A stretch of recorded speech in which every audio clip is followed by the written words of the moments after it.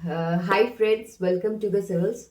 आई hope आप सभी अच्छा कर रहे हैं। हम सबको मालूम है कि बिहार की परीक्षा में अब समय कुछ ही दिन, क्या एक दो दिन बाद ही आपकी परीक्षा है। तो उसके लिए ये मैं यहाँ पे आपसे कुछ इम्पोर्टेंट चीज़ें डिस्कस करूँगी जिसको आपको ध्यान देना है before entering the examination hall. Okay, क्योंकि देखिए हम सबको मालूम है कि जो बीपीएससी का एग्ज़ाम है ना, वो एक इमोशन है। वो बिहार वाले लोगों के लिए it's an emotion. Excuse me. कभी कभी मुझे ऐसा लगता है कि जो बीपीएससी का एग्ज़ाम है वो यूपीएससी से भी बड़ा है, क्योंकि उसके साथ इतने इमोशंस जुड़े रहते हैं। इतना ज़्यादा लगाव होता है स्टूडेंट्स का बिहार के एग्ज़ाम को लेके कि वो उसको अपने आप में एक बहुत ही यूनिक और बहुत ही बड़ा एग्ज़ाम बना देते हैं। तो जैसे कि हमें मालूम है कि बीपीएससी की जो प्रीलिम्स का एग्ज़ाम है वो 13 तारीख को है। ठीक है, तो अब आपको क्या करना है इन आखिरी कुछ घंटों में। कुछ दिनों की बात भी नहीं करूंगी, यहाँ कुछ घंटों, एग्जाम से कुछ घंटे पहले आपका क्या माइंडसेट होना चाहिए, किस माइंडसेट से आपको एग्जाम हॉल में घुसना है।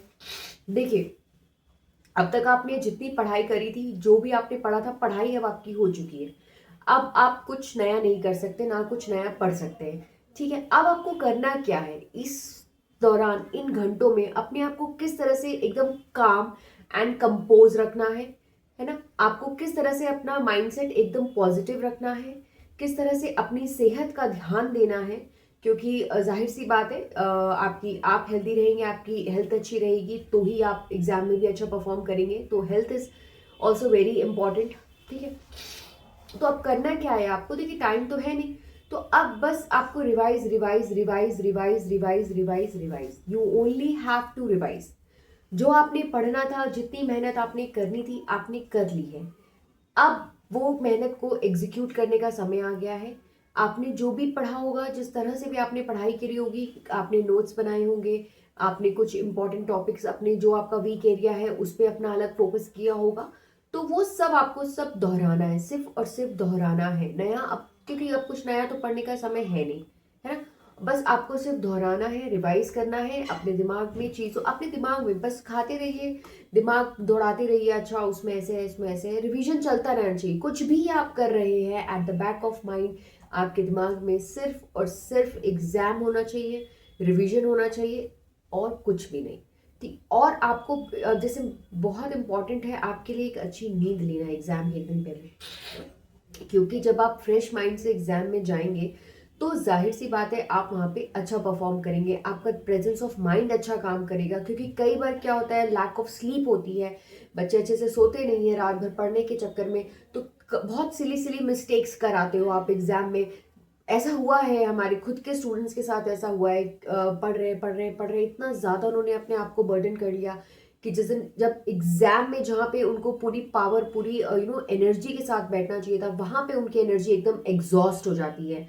तो इस बीच में क्या होता है, वो छोटी छोटी मिस्टेक कर देते हैं। उनको कभी पूरा क्वेश्चन नहीं पढ़ा, उन्होंने नॉट की जगह इस करेक्ट की जगह नॉट करेक्ट मार दिया, या नॉट करेक्ट की जगह करेक्ट मार दिया, या हड़बड़ी में कोई आंसर गलती हो गई। तो ये सारी चीजें आपको ध्यान रखनी है। अब हम बात करेंगे कि पेपर आपको मिलता है, तो जैसे पेपर मिले आपको करना क्या है। ठीक है, पेपर आपको मिला, पहले तो आप एग्जाम हॉल में एकदम शांति से घुसिए। अपने ऊपर आपको कॉन्फिडेंस होना चाहिए कि आपने बहुत अच्छी तैयारी करी है और आप इस पेपर को कर सकते हो। और इस जो नॉर्मल टेस्ट सीरीज में आप जो पेपर देने चाहते हो, उसी तरह से आप अपना एग्जाम हॉल में घुसो आराम से, कॉन्फिडेंस से। आपको पेपर मिला, आपने पेपर दिया, 2 मिनट का समय लीजिए, पेपर खोलिए, पूरे पेपर को अच्छे से देखिए। देखिए सबसे पहले कि उसमें 150 क्वेश्चन है, नहीं है, कुछ मिसिंग प्रिंट तो नहीं है, कुछ गड़बड़ तो नहीं है। अगर है तो आप इन्विजिलेटर से कहिए कि उसको चेंज करें। ठीक है, आप जब फर्स्ट गो में आप अपना पेपर देख रहे हैं तो एक आइडिया आपको लग जाता है, अच्छा आपने ये पढ़ा है, अच्छा आपने ये पढ़ा है। आपको फर्स्ट इंस्टेंस में कभी पेपर बहुत टफ लग सकता है, या किसी को फर्स्ट इंस्टेंस में पेपर बहुत इजी लग सकता है। आपको दोनों केसेस में आपको हड़बड़ी नहीं करनी है। अगर आपको टफ लग रहा है तो भी आपको एकदम काम रहना है, कंपोज रहना है कि नहीं, आप इसमें अभी पढ़ोगे अच्छे से, धीरे धीरे ध्यान से पढ़ोगे तो आपको आपके पढ़े हुए क्वेश्चंस मिलेंगे। और अगर आपको इजी लग रहा है तो आपको हड़बड़ी नहीं करनी है। क्यों, एकदम एक्साइटमेंट में, अरे ये तो मुझे आता है, ये तो मुझे आता है, फिर क्या होगा, चांसेस होंगे गलत करने के। तो आपको दोनों ही केसेस में आपको एकदम मतलब एकदम काम रहना है, एकदम कंपोज रहना है। उसके बाद आपको क्वेश्चन पढ़ना है, फिर उसके आंसर्स मार्क करने हैं। फर्स्ट राउंड में आपने एक पूरा कर लिया, आपने आपने आपके कितने क्वेश्चन बने, फिर आप सेकंड राउंड में चलिए कि आपके कितने क्वेश्चन बन रहे हैं, थर्ड राउंड, ऐसे करते करते आपको सेक्शंस पकड़ के अपने आंसर्स, अपने क्वेश्चंस निकालने हैं। ठीक है, आपको पता है कि आपकी स्ट्रेंथ क्या है। किसी का पॉलिटी बहुत अच्छा है, किसी का हिस्ट्री बहुत अच्छा है, किसी का जनरल साइंस अच्छा है, या किसी की करंट अफेयर्स में बहुत अच्छी कमांड है। ठीक है, तो आपको उस हिसाब से पेपर में अपना एरिया छांट छांट के अपने क्वेश्चंस को मार्क करना है।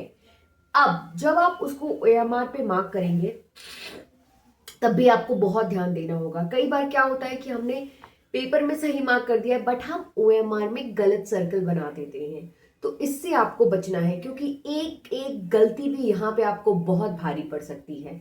ठीक है, तो आपको ओएमआर में किस तरह से मार्क करना है, या तो आपने क्वेश्चन किया और खटाक से उसको फिर ओएमआर में मार्क कर दिया, बहुत अच्छी बात है।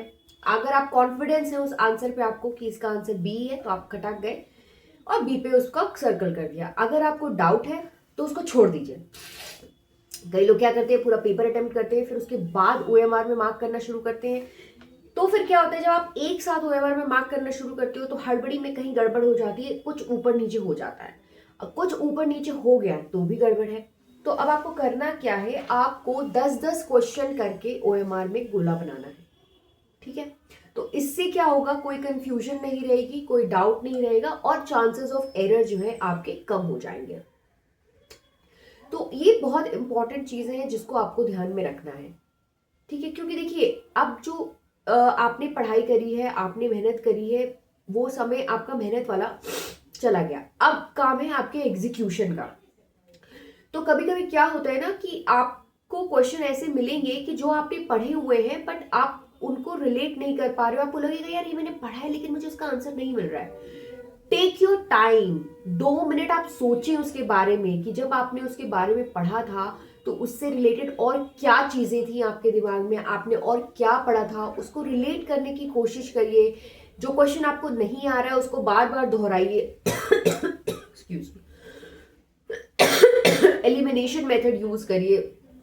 तो अगर आप स्मार्टली, अगर आप सारे एमसीक्यूज अटेम्प्ट करेंगे टिप्स एंड ट्रिक्स से, ठीक है, तो डेफिनेटली आप बहुत अच्छा कर पाएंगे और आपके 100 क्वेश्चन बहुत आराम से हो जाएंगे। आपको कोई इसमें टेंशन वाली बात नहीं है, क्योंकि मैंने बोला आपको अपने एरियाज पिक करने हैं, एरियाज उठाने हैं, है ना।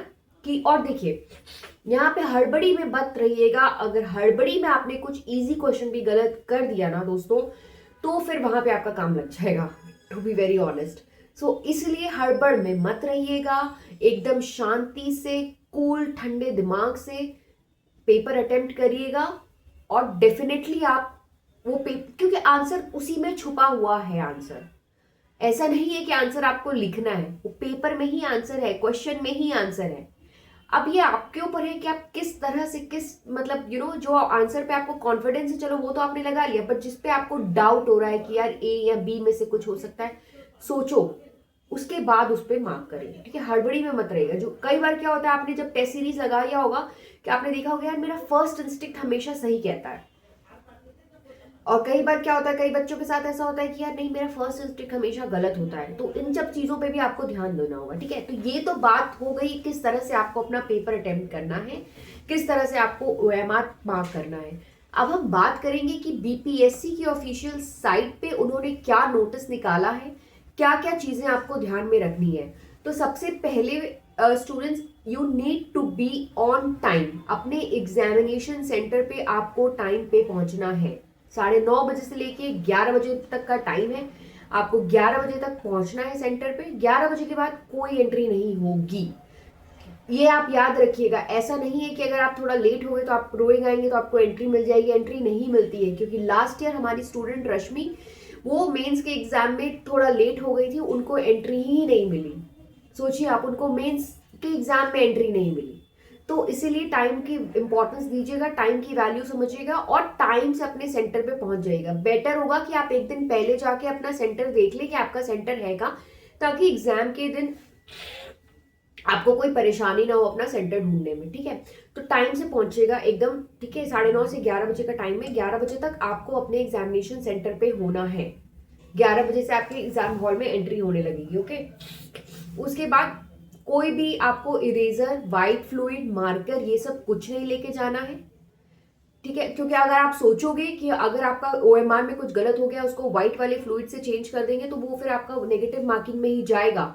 तो ये सब चीजें मत करना, इसीलिए मैं बता रही हूँ जब ओएमआर पे आप आंसर्स मार्क करोगे, be very careful, silly mistake मत करना, वहां पर बहुत ध्यान से ओएमआर में भी गोला बनाना, ठीक है। उसके बाद आपको ट्रांसपेरेंट पानी की बोतल में पानी लेके जाना होगा। कोई स्मार्ट वॉच नहीं आपके कोई स्मार्ट वॉच नहीं रहेगी, कुछ भी नहीं रहेगा, ठीक है। नॉर्मल से आप घड़ी पहन के जा सकते हो, स्मार्ट वॉचेस अलाउड नहीं है। तो ये चीजें आपको एग्जाम में जाने से पहले ध्यान रखनी है, और अपना भी ध्यान रखना है दोस्तों। आप बाहर का कुछ मत खाइएगा, मौसम ऐसा ही है, सर्दी का मौसम है। ऐसा ना हो कि बाहर का कुछ खा के आपका स्टमक अपसेट हो जाए या कुछ भी हो जाए। अवॉइड ईटिंग आउटसाइड फूड, घर का खाना खाओ। हाँ, मुझे मालूम है कि जो बच्चे बाहर गए हैं एग्जाम देने, जो जिनके सेंटर्स अलग पड़े हुए हैं, तो उनको बाहर से ही खाना पड़ेगा, बट बी वेरी केयरफुल कि आप क्या खा रहे हैं, ठीक है। क्योंकि आपकी सेहत अच्छी रहेगी तो आपके लिए भी अच्छा है, तभी आप एग्जाम भी अच्छा देंगे। तो इस पे भी आप एकदम ध्यान रखिएगा। उसके बाद यहाँ पे एक अलग से लिस्ट आई है, ये उन कैंडिडेट्स के लिए जिनका सेंटर नवादा पड़ा है ना, हाँ, उनकी एक अलग से लिस्ट आई है कि उनका सेंटर नवादा है, बट उनकी उसमें फॉर्म में मतलब उनके जो मिसप्रिंट हो गया, उनके एडमिट कार्ड में मिसप्रिंट हो गया है गया, ठीक है। तो जिन बच्चों का सेंटर नवादा है वो भी अब एक बार चेक कर लिए, वो एक लिस्ट आई हुई है, तो जिसका भी सेंटर वो है तो वो अपना वहां पे जाके चेक कर सकते हैं कि क्या एरर है, क्या है क्या नहीं है। तो बीपीएससी ने अपनी साइट पे वो पूरा क्लियरली वो लिस्ट अलग से निकाली हुई है, तो वो बच्चे भी ध्यान देंगे। बाकी मैं आपको यही कहना चाहूंगी, बहुत अच्छी अपॉर्चुनिटी है। अच्छा खासा अगर आपने 90 टू 85 टू 90 क्वेश्चंस भी आपने अच्छे से कर दिए तो बहुत ब्राइट चांसेस होंगे आपके मेंस लिखने के। तो इसलिए एकदम काम ठंडे दिमाग से मैं पेपर अटेम्प्ट करिएगा दोस्तों प्लीज, क्योंकि ये बहुत अच्छी अपॉर्चुनिटी है आपके लिए, क्योंकि बहुत सारी सीटें हैं इसमें। अच्छे खासे मेंस के लिए सिलेक्शन होगा यहाँ पे, मेंस जिनको मेंस लिखने का मौका मिलेगा। तो अपने आप पे विश्वास रखिएगा, अपने आप पे कॉन्फिडेंस रखिएगा कि नहीं, आपने उतनी अच्छी तैयारी करी है कि डेफिनेटली आप जो है इसमें सफलता आपको मिलेगी, ठीक है। अपना आप पे विश्वास मत डगमगाने दीजिएगा, अपने आप पे जरूर विश्वास रखिएगा। Confidence is the key to success, ठीक है। कॉन्फिडेंस रहेगा, लेकिन कॉन्फिडेंस के चक्कर में ओवर कॉन्फिडेंस मत हो जाइएगा, ठीक है। कॉन्फिडेंस और ओवर कॉन्फिडेंस में डिफरेंस होता है। तो कॉन्फिडेंस रहिएगा, और क्या नाम है, आप अच्छे से पेपर को, क्वेश्चंस को पढ़िएगा, बार बार दोहराइएगा। नॉट करेक्ट इज करेक्ट, क्या पूछ रहा है, ट्रू पूछ रहा है, फॉल्स पूछ रहा है, उसको अलग से गोला कर लीजिएगा, फिर उसका आंसर मार्क करिएगा। जो आंसर नहीं आ रहे हैं उसको फॉर द टाइम बीइंग आप छोड़ दीजिएगा, उनके चक्कर में अपना दिमाग मत फोड़िएगा, ठीक है। क्योंकि देखिए कुछ क्वेश्चंस होंगे ऐसे जो एग्जाम में टफ होंगे, वो सबके लिए टफ है। तो अगर आपको नहीं आ रहे हैं, आपको कोई क्लू नहीं है उसके बारे में, तो उसको मत अटेम्प्ट करिएगा, फालतू में नेगेटिव मार्किंग होगी। लेकिन अगर आपको उसके एक भी ऑप्शन के बारे में कुछ भी पता है या कुछ भी है, किसी भी तरह आप एलिमिनेट कर सकते हो दो ऑप्शन, और दो ऑप्शन के बीच में अगर आपको कंफ्यूजन हो रहा है, तो डेफिनेटली उस क्वेश्चन को आप अटेम्प्ट करिएगा, छोड़िएगा मत, ठीक है। तो इस तरह से इन टेक्निक्स और ट्रिक्स से आपको अपना पेपर अटेम्प्ट करना है। नेगेटिव मार्किंग है ये भी आपको ध्यान में रखना है, और बस बाकी यार हो जाएगा, ज्यादा लोड मत लेना, शांति से अच्छे से खाना, अच्छे से सोना, और keep be hydrated, and wishing you all the very best. उम्मीद करती हूँ कि आप सबका पेपर बहुत अच्छा हो और आप सबको मेंस लिखने का मौका मिले। और आपको आगे और कोई भी जानकारी चाहिए, कुछ भी इंफॉर्मेशन चाहिए, तो उसके लिए आप हमारे टेलीग्राम चैनल से ज़रूर जुड़े। हमारे टेलीग्राम चैनल का लिंक भी नीचे दिया हुआ है, द सिविल्स, तो वहाँ पे भी आप हमसे जुड़ सकते हैं। और अच्छे से प्रीलिम्स से क्या हो यार, फिर मेंस की तैयारी करनी है साथ में, बढ़िया से आपको द सिविल से जुड़िए। वहाँ के मेंस के बहुत अच्छे वहाँ पे प्लान्स, हमारे प्रोग्राम्स आने वाले हैं, मेंस के सुपर 30 भी आने वाला है। तो बस फोकस रखिए, अभी आप प्रीलिम्स का एग्जाम दो, एक दिन है आपके पास, जो भी समय है, रिवाइज करिए, रिवाइज करिए और रिवाइज करिए, और कुछ मत करिए, रिवाइज करिए, खाइए और सोइए, ठीक है। और so wishing you all the very best for your exam, and that's it. अगर आपको ये वीडियो अच्छा लगा हो तो प्लीज़ इसको लाइक करिए, शेयर करिए, कमेंट करिए और सब्सक्राइब करिए, और हमें हमारे टेलीग्राम चैनल द सिविल्स पे जुड़िए, और खुश रहिए, and wishing you all the very best.